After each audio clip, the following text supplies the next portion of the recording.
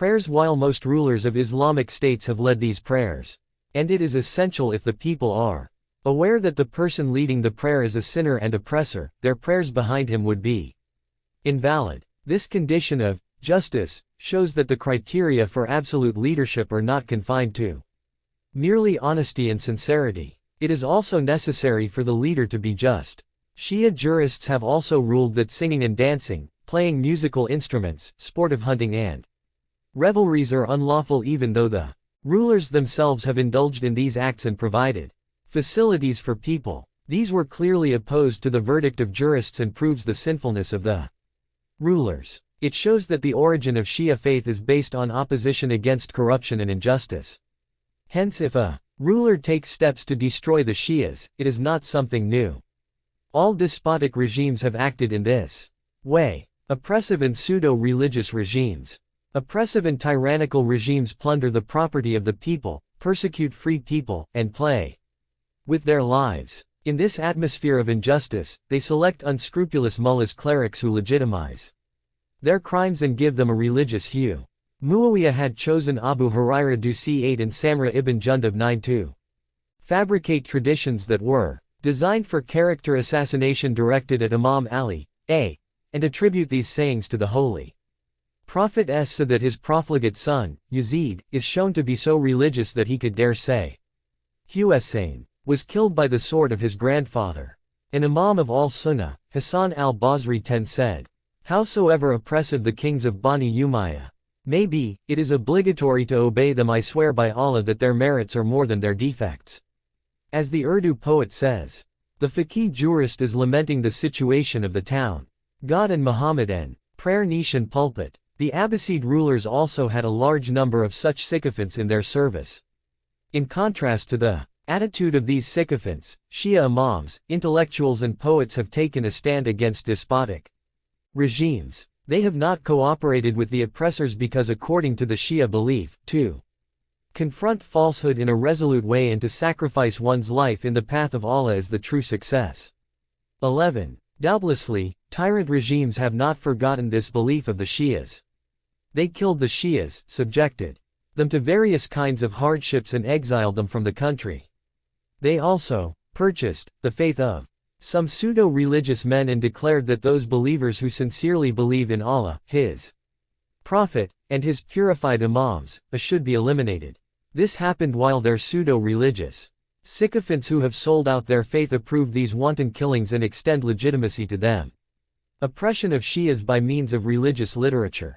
It is not a matter of surprise that pseudo-religious persons, after selling their faith to the Satan, raise the slogan that Shias are heretics and issued verdicts of killing them.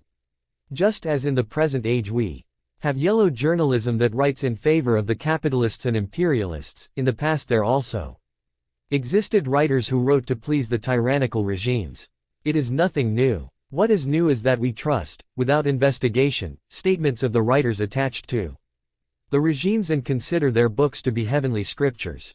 So, we should make an unbiased survey of history books and purify them of fabricated materials, especially those books that introduce different sects, because the writers in the past also used to accept bribes and wrote what pleased the regimes. It is like journalism of our time, which repeats lies so frequently that people think it is true.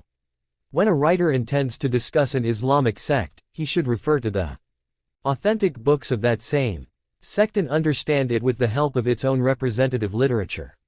Shias in the view of Ahmad Amin. As we mentioned, the Murji'ah, the al-Sunnah in general, and the Imams of al-Sunnah, such as Imam Malik, Imam Shafi'i, Imam Ahmad and Imam Hassan al-Basri, all consider that obedience to oppressive regimes is necessary. According to them, persecutions by the regimes should be accepted as decrees of fate, and one must not rise in revolt against the rulers. However, the Shia population consider revolt against tyrant rulers as necessary. On this point, Shia belief is exactly opposite to the Sunni view. In the view of many followers of al-Sunnah, fighting against tyrant regimes is like fighting against Islam. Meanwhile, Shias say that one of the fundamentals of religion is the campaign against mischief and corruption. In light of this principle, we can understand the statement of Ahmad Amin, an Egyptian author, and other al-Sunnah who say, a Shia can be one who wants to destroy Islam.